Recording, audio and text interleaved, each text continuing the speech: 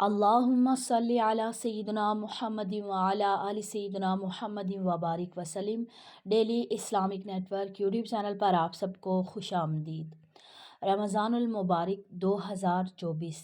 اس کی تیاریاں کیسے کریں اور کون کون سے کام ہیں، اہم کام جو ہمیں پہلے سے کر لینے چاہیے تاکہ جب رمضان المبارک آئے، خاص طور پر اسلامی بہنیں، تو تاکہ رمضان المبارک جب آئے تو اس میں ہمیں زیادہ سے زیادہ عبادت کرنے کا ٹائم ملے اور ہمیں زیادہ سے زیادہ سیکھنے کا عمل جو ہے وہ ہم سیکھنے کا عمل کریں، زیادہ سیکھنے کی طرف توجہ دیں۔ تو سب سے پہلے آپ نے کیا کر لینا ہے، اکثر خواتین کیا کرتی ہیں کہ رمضان المبارک آنے سے پہلے اپنے گھر کا ساری صفائی ستھرائی کر لیتی ہیں ڈیٹیل کے ساتھ، تاکہ رمضان المبارک آئے تو انہیں زیادہ ٹینشن نہ ہو۔ تو یہ بہت زیادہ اچھی بات ہے، رمضان المبارک آنے سے پہلے اپنے پورے گھر کو اچھی طرح سے صاف کر لیں تاکہ رمضان آپ کا آسانی سے گزرے، تاکہ رمضان میں آپ کو مکمل جو ڈیٹیل صفائی ہوتی ہے اس کی آپ کو ضرورت نہ پڑے، بلکہ وقتی جو ضروری صفائی ہے وہ آپ کو اس کی ضرورت پڑے۔ تو اس کے بعد اکثر خواتین کیا کرتی ہیں، کچھ ایسے فوڈ آئٹمز جن کو پہلے سے وہ بنا کر فریز کر لیتی ہیں تاکہ رمضان المبارک میں ان کا وقت بچ جائے۔ بہت اچھی بات ہے، آپ پہلے سے ہی کچھ آئٹمز ایسے فریز کر سکتے ہیں ان کو، تاکہ رمضان المبارک میں آپ کا ٹائم بچ جائے اور آپ کو زیادہ سے زیادہ وقت جو ہے وہ عبادت میں گزارنے کو ملے۔ دیکھیں، پورا سال ہوتا ہے ہمارے پاس کھانے بنانے کے لیے، کھانے کے لیے، دنیا کے کام کرنے کے لیے، لیکن افسوس کے ساتھ ہم لوگ کیا کرتے ہیں کہ رمضان المبارک آتا ہے تو ہم پہلے دنوں میں ہم کیا کرتے ہیں کہ کھانوں کی طرف ہماری توجہ ہوتی ہے، اس کے بعد پھر افطاریاں پارٹیاں شروع ہو جاتی ہیں، اس کے بعد جو آخری 10 دن ہوتے ہیں ان میں لوگ کیا کرتے ہیں کہ عید کی شاپنگ وغیرہ میں اور اس طرح کی چیزوں میں اپنا وقت برباد کر دیتے ہیں۔ صرف ایک مہینہ ہے کہ جو بہت زیادہ برکت ہے، جس میں بہت زیادہ ہمارے لیے برکت ہے، یہاں تک کہ فرضوں کا جو ثواب ہے وہ 70 گنا بڑھا دیا جاتا ہے، اور نوافل کا جو ثواب ہے وہ ہمارے لیے فرضوں کے برابر کر دیا جاتا ہے۔ سبحان اللہ، نبی پاک فرماتے ہیں کہ جو رمضان المبارک ہے یہ میری امت کا مہینہ ہے، اس میں ہمیں بہت زیادہ فائدہ اٹھانا ہے، اپنی بخشش کروانی ہے، اپنے بزرگوں کے لیے دعا منگوانی ہے، جو کوئی بھی نیکی کا کام ہے اس مہینے میں کریں۔ اور اب اس مہینے میں آپ ایکسٹرا عبادت کریں۔ اب کھانے پینے کی جو چیزیں آپ نے فریز کر لی ہیں، ٹھیک ہے، اس کے بعد آپ کیا کریں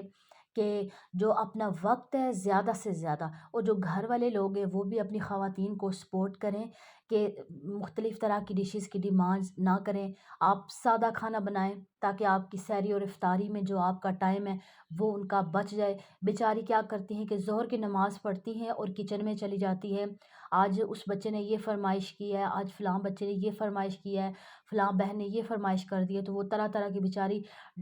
کچن میں گھسی رہتی ہے اور ان کو عبادت کا وقت نہیں ملتا ہے۔ تو یہ تمام گھر والے کیا کریں کہ خواتین کے ساتھ اس چیز کو کریں۔ باقی رمضان المبارک جب گزر گیا اس کے بعد پھر چاہے آپ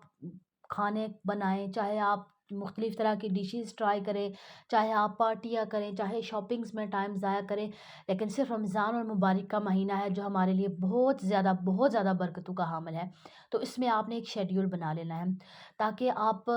جو اس کا رمضان کا جو اصل مقصد ہے وہ حاصل کر سکیں۔ رمضان المبارک آنے سے پہلے آپ نے لکھ لینا ہے کہ تہجد کسی دن بھی آپ کی مس نہ ہو۔ سحری کے لیے اٹھنا تو لازمی ہے، تو اب بہتر ہے کہ سحری اٹھنے سے پہلے وضو کر کے 2 رکعت نماز نفل پڑھ کے اس کے بعد سحری کر لیں، تاکہ آپ اس مہینے میں اللہ کے سامنے حاضر ہوں تو یہ تو کہہ سکیں کہ اس پورے مہینے میں نے تہجد پڑھی ہے، میں تو تہجد گزار رہی ہوں، اتنا تو آپ اللہ کے سامنے اپنے آپ کو پیش کر سکیں۔ اس کے بعد فرض جو عبادت ہے وہ تو لازمی کرنی ہے۔ اس کے بعد آپ کیا کریں،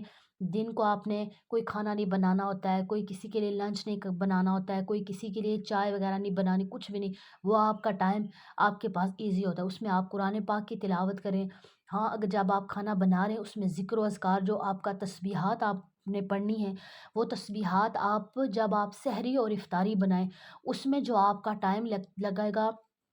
وہ آپ کا درود پاک اور ذکر و اذکار میں لگے۔ اور باقی اس کے بعد نماز تراویح ہے، نماز تراویح کا خاص طور پر اہتمام کریں، اور آپ پوری کوشش کریں کہ کسی بھی دن آپ کی جو تراویح ہے وہ بالکل بھی مس نہ ہو۔ یہ ساری باتیں ہم سب کو پتہ ہوتی ہیں، لیکن دوبارہ شیئر کرنے کا مقصد یہ ہوتا ہے تاکہ ہمارے ذہن میں یہ باتیں دوبارہ سے بیٹھ جائیں۔ نماز تراویح آپ کبھی بھی مس نہ کریں، کوشش کریں، اللہ نے آپ کو صحت دی ہے، اللہ نے آپ کو سہولیات دی ہیں، اللہ تعالیٰ نے آپ کو پورا ایک موقع دیا ہے، تو کوشش کریں ہر رات صلاۃ التسبیح ضرور پڑھیں۔ اگر ناممکن ہو، بچے ہیں، بچے سوتے ہیں یا صبح بچوں نے اسکول جانا ہے یا آپ کی مصروفیات ہیں، تو کم از کم جمعے والے دن ضرور پڑھیں۔ ہر جمعے کو پوری کوشش کریں کہ دن کے ٹائم جو بھی آپ کو ٹائم فری ملے اس میں آپ صلاۃ التسبیح ضرور پڑھیں۔ یہ بہت ہی برکت والی نماز ہے، بہت زیادہ، اور اس میں آپ کوشش کریں کہ روزانہ تھوڑا تھوڑا صدقہ ضرور نکال دیا کریں،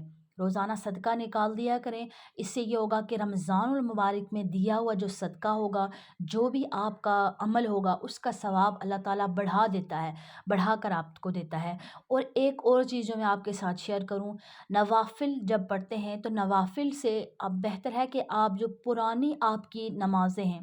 پرانی نمازیں ہیں آپ کی جو قضا ہو چکی ہیں، ان کا آپ حساب لگائیں کہ بالغ ہونے کے بعد تک آپ نے کب سے پراپر نماز پڑھنا شروع کی تھی۔ اگر آپ کی پرانی نمازیں مس ہیں تو آپ ان کا حساب لگا کر تو آپ رمضان المبارک میں کیا کریں کہ ہر نماز کے ساتھ، ہر نماز کے بعد 2-3 قضا نمازیں آپ ضرور ادا کریں۔